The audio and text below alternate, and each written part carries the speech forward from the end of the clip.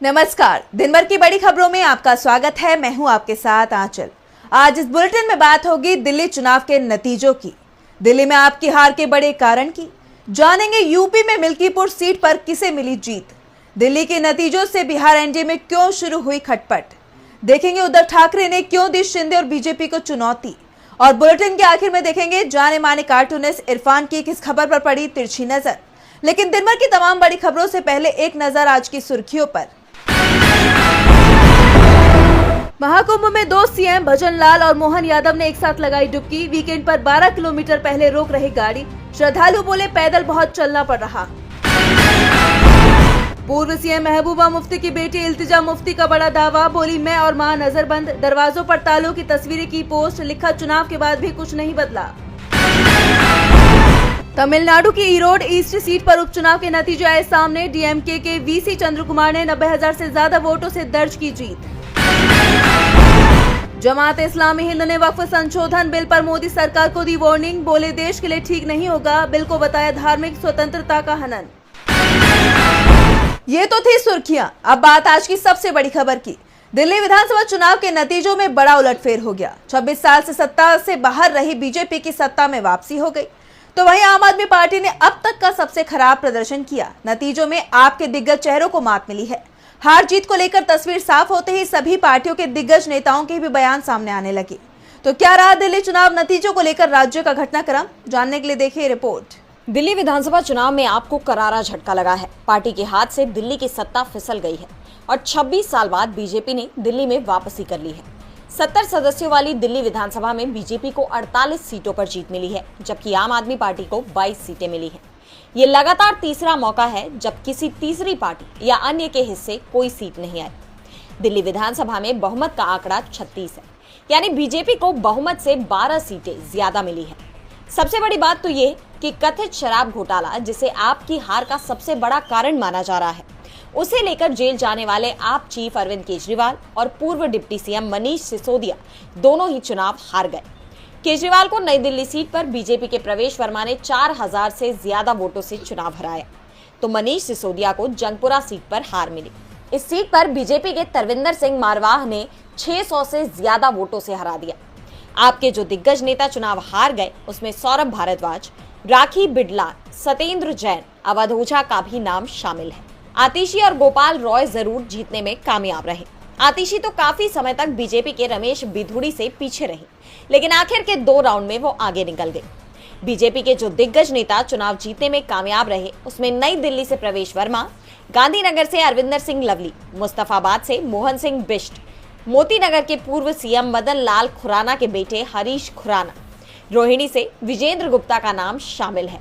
चुनाव परिणाम सामने आते ही दिल्ली के पूर्व सीएम अरविंद केजरीवाल ने अपनी हार को स्वीकार करते हुए वीडियो संदेश जारी किया। उन्होंने कहा कि वे लोगों के फैसले को विनम्रता पूर्वक और सम्मान के साथ स्वीकार करते हैं। जनता का फैसला सर्वोपरि है। भारतीय जनता पार्टी को बधाई देता हूं और उम्मीद करता हूं कि वो लोगों की अपेक्षाओं और आकांक्षाओं को पूरा करेगी।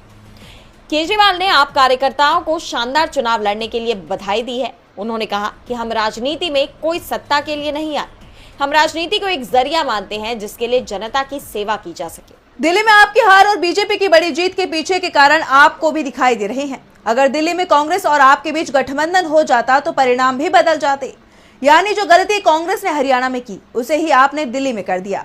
आपसी लड़ाई और आप नेताओं की छवि पर लगे दाग ने दिल्ली की सत्ता में बड़ा बदलाव कर दिया। तो क्यों दिल्ली में मिली आपको हार, जानने के लिए देखिए रिपोर्ट। दिल्ली विधानसभा चुनाव के नतीजे आने के साथ ही सियासी हलचल तेज हो गई है। इंडिया गठबंधन इस हार के लिए आप और कांग्रेस के बीच गठबंधन नहीं होने को सबसे बड़ा कारण मान रहा है। विधानसभा चुनाव में बीजेपी को 46% वोट मिला तो आपको 44%, जबकि कांग्रेस को 6.3% वोट मिला। अगर आप और कांग्रेस में गठबंधन हो जाता तो दोनों का वोट शेयर 50% से भी ज्यादा हो जाता और इंडिया गठबंधन आसानी से बीजेपी को हरा देता। इसे लेकर जम्मू कश्मीर के सीएम उमर अब्दुल्ला ने तीखी प्रतिक्रिया देते हुए आपसी लड़ाई को हार का कारण बताया, तो संजय राउत ने भी गठबंधन नहीं होने को हार का कारण बताया। इस बीच दिल्ली का सचिवालय सील कर दिया गया है। दिल्ली जनरल एडमिनिस्ट्रेशन डिपार्टमेंट यानी कि जीएडी ने सचिवालय सील करने के आदेश जारी किए। इसमें कहा गया है कि बिना परमिशन के कोई भी फाइल या दस्तावेज, कंप्यूटर, हार्डवेयर सचिवालय के परिसर से बाहर नहीं जाना चाहिए। दरअसल दिल्ली की आप सरकार पर बीजेपी ने भ्रष्टाचार के गंभीर आरोप लगाए, खास तौर पर सीएम आवास और कथित शराब घोटाले को लेकर। दरअसल दिल्ली में आपकी हार का जो मुख्य कारण रहा वो अरविंद केजरीवाल की आम आदमी की छवि से अचानक खास आदमी बनने की रही। राजनीति में आने से पहले कहा था कि वो वीवीआईपी कल्चर को खत्म करेंगे। गाड़ी, बंगला और सुरक्षा लेने की बात से भी उन्होंने इनकार किया था, पर सत्ता मिलने के बाद उन्होंने न केवल लग्जरी गाड़ियां ली बल्कि केंद्र से Z+ सुरक्षा मिलने के बावजूद पंजाब सरकार की टॉप सिक्योरिटी भी उन्होंने ली। इसके साथ सीएम आवास के नाम पर उन्होंने जो घर बनवाया, मीडिया ने उसे शीश महल का नाम दिया। CAG रिपोर्ट में भी सीएम आवास पर हुए खर्च पर सवाल उठाया गया। इसके अलावा कथित शराब नीति ने पार्टी की टॉप लीडरशिप पर भ्रष्टाचार के आरोप लगा दिए। अरविंद केजरीवाल और मनीष सिसोदिया को इस मामले में जेल भी जाना पड़ा, अभी जमानत पर है। इसके अलावा चुनाव से पहले केजरीवाल लगातार प्रेस कॉन्फ्रेंस कर एक गारंटी का ऐलान कर रहे थे, लेकिन जनता को इसलिए भरोसा नहीं हो रहा था कि जब सत्ता में रहते आप इन योजनाओं को लागू नहीं कर रही है तो बाद में लागू करेगी, इसकी कोई गारंटी थी। इसके साथ ही दिल्ली में दूषित पेयजल भी आपकी हार का बड़ा कारण बना, लेकिन सबसे बड़ा कारण तो कांग्रेस और आपका अलग अलग चुनाव लड़ना ही माना जा रहा है। दिल्ली विधानसभा चुनाव के नतीजों की तरह ही यूपी के मिल्कीपुर उपचुनाव में भी बीजेपी को ही जीत मिली है। ये सीट अवधेश प्रसाद के इस्तीफे के बाद खाली हुई थी। वहीं उपचुनाव के नतीजों पर सपा प्रमुख अखिलेश यादव ने सवाल खड़े कर दिए हैं। उन्होंने इस जीत को बीजेपी की घपलेबाजी करार दिया है। तो क्या है पूरी खबर, देखिए इस रिपोर्ट में। यूपी के मिल्कीपुर उपचुनाव में बीजेपी को जीत मिली ही। करीब 61,000 वोटों के अंदर से भाजपा प्रत्याशी चंद्रभानु पासवान ने समाजवादी पार्टी के उम्मीदवार अजीत प्रसाद को हराया, जहां बीजेपी के चंद्रभानु पासवान को 1,45,893 वोट मिले, तो वहीं सपा प्रत्याशी को 84,254 वोट मिले। बता दें कि 8 साल बाद मिल्कीपुर सीट पर बीजेपी की वापसी हुई है। ये सीट 2024 के लोकसभा चुनाव अवधेश प्रसाद के सांसद बनने के चलते खाली हुई है। अवधेश प्रसाद 2022 में मिल्कीपुर विधानसभा सीट से चुनाव जीते थे, लेकिन सांसद बनने के बाद उन्होंने विधानसभा चुनाव की सदस्यता से इस्तीफा दे दिया था, जिसके बाद इस सीट पर उपचुनाव कराया गया। मिल्कीपुर उपचुनाव के नतीजों पर अखिलेश यादव ने सवाल उठाए हैं। अखिलेश ने एक्स पर लिखा, पीडीए की बढ़ती शक्ति का सामना भाजपा वोट के बल पर नहीं कर सकती, इसीलिए वह चुनावी तंत्र का दुरुपयोग कर जीतने की कोशिश करती है। ऐसी चुनावी धांधली करने के लिए जिस स्तर पर अधिकारियों की हेराफेरी करनी होती है, वो एक विधानसभा में तो भले ही किसी तरह संभव है, लेकिन 403 विधानसभाओं में ये 420 नहीं चलेगी। इस बात को भाजपा वाले भी जानते हैं, इसीलिए भाजपाइयों ने मिल्कीपुर का उपचुनाव टाला था। पीडीए मतलब 90% जनता ने खुद अपनी आंखों से ये धांधली देखी है। ये झूठी जीत है, जिसका जश्न भाजपाई कभी भी आईने में अपनी आंखों में आंख डालकर नहीं मना पाएंगे। उनका अपराध बोध और भविष्य में हार का डर उनकी नींद उड़ा देगा। अखिलेश ने आगे कहा कि जिन अधिकारियों ने चुनावी घपलेबाजी का अपराध किया, वो आज नहीं तो कल अपने लोकतांत्रिक अपराध की सजा पाएंगे। एक एक करके सबका सच सामने आएगा। न कुदरत उन्हें बख्शेगी और न कानून। भाजपा उनका इस्तेमाल करके छोड़ देंगे, उनकी ढाल नहीं बनेंगे। जब उनकी नौकरी और पेंशन जाएगी तो वो अपने बच्चों और परिवार समाज के बीच अपमान की जिंदगी की सजा अकेले भुगतेंगे। मिल्कीपुर उपचुनाव के नतीजों के साथ ही आए दिल्ली चुनाव के नतीजों का असर बिहार तक दिखाई दे रहा है। दिल्ली में 27 साल बाद बीजेपी ने दिल्ली की सत्ता में वापसी की है। ऐसे में बिहार विधानसभा चुनाव को लेकर भी पार्टी का मनोबल बढ़ गया है, लेकिन जेडीयू ने बीजेपी को आईना दिखा दिया है। पार्टी के राष्ट्रीय अध्यक्ष संजय झा ने बड़ा बयान दिया है। तो क्या है पूरा मामला, जानने के लिए देखिए रिपोर्ट। दिल्ली विधानसभा चुनाव में बीजेपी को मिली प्रचंड जीत ने बिहार विधानसभा चुनाव के लिए अटकलों का बाजार गरमा दिया है। अब तक सभी राजनीतिक दल दिल्ली चुनाव के लिए अपनी ताकत झोंक रहे थे, लेकिन अब सबका ध्यान बिहार पर शिफ्ट होने वाला है। दिल्ली चुनाव के नतीजों को देखते हुए कहा जा रहा है कि बीजेपी बिहार में वही खेल खेल सकती है जो उसने महाराष्ट्र में खेला है। वैसे तो इस बात की चर्चा पहले से ही हो रही है, लेकिन दिल्ली में बीजेपी की जीत ने अब इन संभावनाओं पर मुहर लगा दी, जिसके बाद बिहार एनडीए में भी हलचल तेज नजर आ रही है। जेडीयू के राष्ट्रीय कार्यकारी अध्यक्ष संजय झा ने साफ कर दिया है कि बिहार में नीतीश का अध्याय न कभी खत्म हुआ था न होगा। संजय झा ने कहा कि नीतीश कुमार का अध्याय आज भी चल रहा है। जनता में भरोसे का ही नतीजा है कि 2 दशक तक सत्ता में बने रहने के बावजूद नीतीश आज भी अपराजेय है। यानी संजय झा ने बीजेपी को आईना दिखा दिया। दरअसल महाराष्ट्र चुनाव के बाद से ही बिहार एनडीए में खटपट की खबरें आनी शुरू हो गई थी। नीतीश कुमार की बीजेपी से नाराजगी की चर्चा जोर शोर से चल रही थी। जिस तरह से नीतीश ने दिल्ली आकर भी हाईकमान से मुलाकात नहीं की, गृह मंत्री अमित शाह से दूरी साधी, उसके बाद दावा किया जा रहा था कि आगामी चुनाव में सीएम पद की मांग को लेकर नीतीश बीजेपी से नाराज है।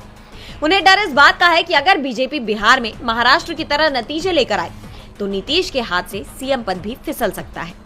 और अब दिल्ली चुनाव के नतीजों ने नीतीश की इस चिंता को और बढ़ा दिया है। ऐसे में अब जेडीयू भी बीजेपी को आंखें दिखा रही है। संजय झा नीतीश कुमार की मजबूती की बात कर रहे हैं। बिहार एनडीए में खींचतान बढ़ती दिखाई दे रही है तो महाराष्ट्र में शिंदे गुट की शिवसेना और उद्धव गुट की पार्टी के बीच तनातनी का माहौल देखने को मिल रहा है। ऑपरेशन टाइगर को लेकर उद्धव ठाकरे बेहद भड़के हुए हैं और अब उद्धव ठाकरे ने महाराष्ट्र के उप मुख्यमंत्री एकनाथ शिंदे को बड़ी चुनौती दे दी है। तो क्या चुनौती दी उद्धव ने, जानने के लिए देखिए रिपोर्ट। महाराष्ट्र में चल रही दल बदल की चर्चा के बीच शिवसेना यूबीटी प्रमुख उद्धव ठाकरे ने शिंदे की शिवसेना को चुनौती दे दी है। शिवसेना यूबीटी के कुछ सदस्यों के शिंदे की शिवसेना में शामिल होने की खबरों पर उद्धव ठाकरे का बयान आया। उन्होंने कहा कि हम शिवसेना और बीजेपी को दिखाएंगे कि असली शिवसेना कौन सी है। अगर आप हमें तोड़ने की कोशिश करेंगे तो हम आपका सिर फोड़ देंगे। उद्धव ने कहा कि अगर एकनाथ शिंदे और बीजेपी मर्द की औलाद है तो ईडी, सीबीआई, आयकर और पुलिस को एक तरफ रख दें और हमारे साथ आकर लड़ें। कहा गया कि शिवसेना यूबीटी के 7 सांसद जा रहे हैं। मैं चैलेंज करता हूं कि सरकारी तंत्र को दूर रखो और एक भी शिव सैनिक तोड़कर दिखाओ। महाराष्ट्र का चुनाव इन्होंने फरेब से जीता है। फर्जी वोटर बनाए गए, लाखों की संख्या में नए वोटर तैयार किए गए। इसकी जांच होनी चाहिए। उन्होंने आरोप लगाते हुए कहा कि बीएमसी को लूटा जा रहा है। आज आर्थिक राजधानी मुंबई और महाराष्ट्र को मारने का काम किया जा रहा है। बीएमसी को मारने का काम किया जा रहा है। बीएमसी को लूटने का काम किया जा रहा है। बीएमसी को विसर्जित करने का काम किया जा रहा है। कहते हैं बैंक में पैसा रखकर विकास नहीं होता, तो क्या कॉन्ट्रैक्टर की जेब में पैसा डालकर विकास होता है? मैं तुम्हें बीएमसी देने वाला नहीं हूँ। ऐसे में महायुति की टेंशन बढ़ने वाली है। महाराष्ट्र में महायुति टेंशन में दिखाई दे रही है तो एनडीए में भी खलबली मची हुई है। देश के पूर्व प्रधानमंत्री एचडी देवेगौड़ा ने बड़ा दावा किया है जिसने बीजेपी में हलचल तेज कर दी है। पूर्व प्रधानमंत्री ने आंध्र प्रदेश के मुख्यमंत्री चंद्रबाबू नायडू को लेकर कहा कि लोकसभा चुनाव 2024 के बाद नायडू एनडीए का उपाध्यक्ष बनना चाहते थे, लेकिन पीएम मोदी ने इनकार कर दिया। तो क्या है पूरा मामला, देखिए इस रिपोर्ट में। भले ही बीजेपी ने कई दलों से गठबंधन कर केंद्र में सरकार बना ली है, लेकिन पार्टी के अंदर अलग ही पदों को लेकर खींचतान बनी रहती है। दरअसल राज्यसभा में पूर्व प्रधानमंत्री एचडी देवेगौड़ा ने आंध्र प्रदेश के मुख्यमंत्री चंद्रबाबू नायडू को लेकर बड़ा दावा किया है। उन्होंने कहा कि लोकसभा चुनाव 2024 के बाद चंद्रबाबू नायडू एनडीए के उपाध्यक्ष बनना चाहते थे, लेकिन प्रधानमंत्री नरेंद्र मोदी ने ऐसा करने से मना कर दिया। वह जानते हैं कि प्रशासन कैसे चलाना है। राज्यसभा में पूर्व सीएम ने कहा कि यूपीए सरकार में सिर्फ प्रधानमंत्री ही नहीं था, बल्कि एक अध्यक्ष भी था। सत्ता का केंद्र अध्यक्ष के पास था। मोदी ने किसी को भी सरकार को संभालने या उसमें दखल देने की इजाजत नहीं दी है। उन्होंने कहा कि सरकार का कहना है कि उनसे गरीब, मध्यम वर्ग, युवाओं और महिलाओं को सर्वोच्च प्राथमिकता दी है। इस प्राथमिकता को प्राप्त करने, इसे लागू करने और उपेक्षित वर्ग की संभावनाओं को पूरा करने के लिए स्थिर सरकार का होना जरूरी है, जो 5 साल तक चल सके। उन्होंने कहा कि अब हमारे जैसा क्षेत्रीय दलों के समर्थन से 305 सदस्यों के साथ ये सरकार 5 साल तक चलेगी। प्रधानमंत्री से कोई किसी तरह का फायदा नहीं उठा सकता। हालांकि बीजेपी अध्यक्ष जेपी नड्डा ने ऐसी किसी भी चर्चा से इनकार कर दिया। अब भले ही पूर्व पीएम एचडी देवेगौड़ा ने पीएम की तारीफ की हो, लेकिन उन्होंने इशारों ही इशारों में साफ कर दिया है कि भले ही आप केंद्र में सरकार बनाने में सहयोगी दल हो, लेकिन इसका मतलब ये नहीं कि वो आपकी हर मांगों को मानेंगे। ऐसे में देखना होगा कि आने वाले समय में पूर्व पीएम के इन दावों पर नायडू क्या बयान देते हैं। नायडू ने उपाध्यक्ष पद पर दावा कर दिया है तो ट्रंप के तेवर ढीले पड़ते दिखाई दे रहे हैं। डोनाल्ड ट्रंप ने पहले कनाडा, मैक्सिको और चीन के खिलाफ टैरिफ वॉर छेड़ा और जब इन देशों ने पलटवार किया तो ट्रंप ने अपने ही आदेश पर रोक लगा दी। वैसे ट्रंप अब कुछ और देशों के खिलाफ नए टैरिफ लगाने के संकेत दे रहे हैं। तो क्या टैरिफ वॉर में फंस गए हैं ट्रंप? जानने के लिए देखिए रिपोर्ट। अमेरिकी राष्ट्रपति डोनाल्ड ट्रंप के फैसलों ने देश और दुनिया की चिंता बढ़ा दी है, लेकिन अब खुद डोनाल्ड ट्रंप ही अपने फैसलों को लेकर बैकफुट पर दिखाई दे रहे हैं। पहले उन्होंने चीन, मैक्सिको, कनाडा पर भारी टैरिफ लगाने का ऐलान किया, लेकिन अब वो अपने फैसले से पीछे हट गए हैं। मैक्सिको, कनाडा को तो पहले ही ट्रंप ने 1 महीने के लिए 25% टैरिफ से राहत दे दी थी और अब चीन को लेकर भी उन्होंने पलटी मार ली है। अमेरिकी राष्ट्रपति ने चीन पर 10% टैरिफ लगाने के अपने फैसले को रोक दिया है। इस बीच कनाडा के कार्यवाहक प्रधानमंत्री जस्टिन ट्रूडो कुछ ऐसा बोल गए हैं जो उन्हें नहीं कहना था। ट्रूडो ने कहा कि कनाडा को अमेरिकी राज्य बनाने के ट्रंप के प्रस्ताव में सच्चाई है। दरअसल जस्टिन ट्रूडो का ये बयान बिजनेस और लेबर नेताओं के साथ एक बंद कमरे में एक बैठक करने के दौरान सामने आया है। इस मीटिंग में इस बात पर चर्चा की गई कि कनाडा से खरीदी वस्तुओं पर शुल्क लगाने की ट्रंप की धमकी का बेहतर तरीके से कैसे जवाब दिया जाए। ट्रूडो की टिप्पणी को सबसे पहले कनाडाई अखबार टोरंटो स्टार ने प्रकाशित किया, जिसमें कहा गया कि उन्होंने गलती से लाउडस्पीकर में ये टिप्पणी कर दी। कनाडाई अखबार ने ट्रूडो के हवाले से कहा कि अमेरिका हमारे पास उपलब्ध संसाधनों से बहुत हद तक परिचित है और उनसे लाभ उठाना चाहता है, लेकिन ट्रंप के मन में ये बात है कि ऐसा करने का सबसे आसान तरीका हमारे देश को अपने में मिला लेना है, और ये एक सच बात है। दरअसल डोनाल्ड ट्रंप राष्ट्रपति चुनाव जीतने के बाद कई बार ये कह चुके हैं कि कनाडा को अमेरिका का 51वां राज्य बना दिया जाना चाहिए। हालांकि कनाडा ने इस बात पर सार्वजनिक रूप से तो सख्त आपत्ति जताई है, लेकिन अंदर ही अंदर वो ट्रंप के बयान से डरा हुआ है। ट्रूडो की इस टिप्पणी में ये साफ जाहिर भी हो गया। और बुलेटिन के आखिर में देखेंगे जाने माने कार्टूनिस्ट इरफान की किस खबर पर पड़ी तिरछी नजर।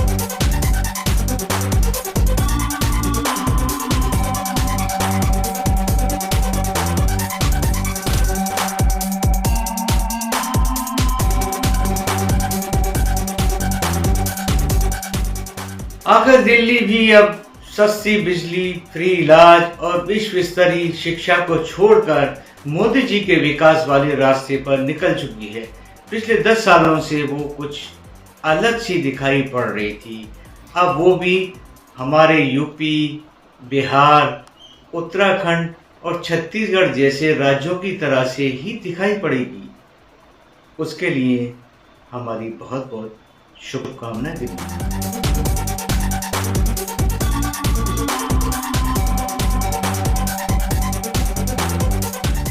बहुत बहुत शुक्रिया इरफान जी। तो आज इस बुलेटिन में इतना ही। आप देखते रहिए टीवी लाइव। नमस्कार।